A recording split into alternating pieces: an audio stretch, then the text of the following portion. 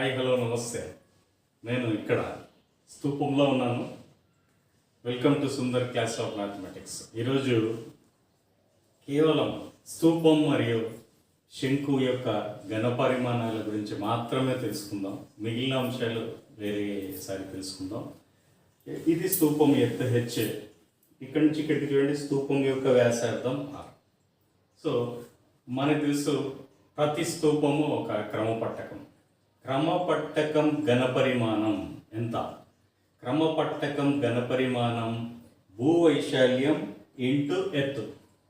Okay, so ఈ స్తూపం కూడా క్రమపట్టకమే కాబట్టి ఈ స్తూపం యొక్క ఘనపరిమాణం ఈజ్ ఈక్వల్స్ టు భూవైశాల్యం πr స్క్వేర్, భూమి వృత్తాకారంలో ఉంది కాబట్టి, ఇంటూ ఎత్తు హెచ్.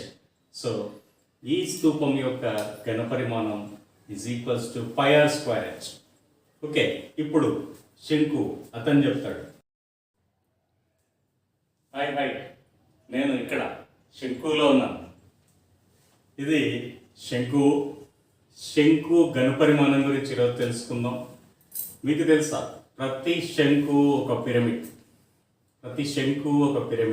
పిరమిడ్ ఘనపరిమాణం ఎంత? 1/3 ఇంటూ భూవైశాల్యం ఇంటూ ఎత్తు.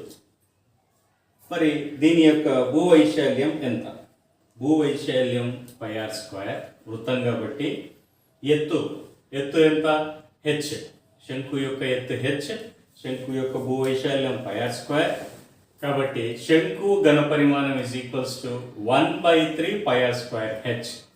1/3 ఇంటూ భూవైశాల్యం ఇంటూ ఎత్తు, 1/3 ఇంటూ πr స్క్వేర్ ఇంటూ ఎత్తు హెచ్. ఓకే, నువ్వేం చెప్పావు?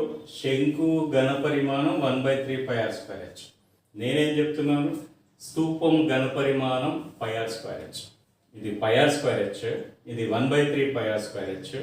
అంటే భూమి వ్యాసార్థం ఒకవేళ సమానం ఉంటే, సమాన వ్యాసార్థాలు సమానం, ఇప్పుడు ఈ రెండింటికి సమానంగా లేదు, సమాన వ్యాసార్థాలు సమాన ఎత్తులు కలిగినటువంటి శంకువు మరియు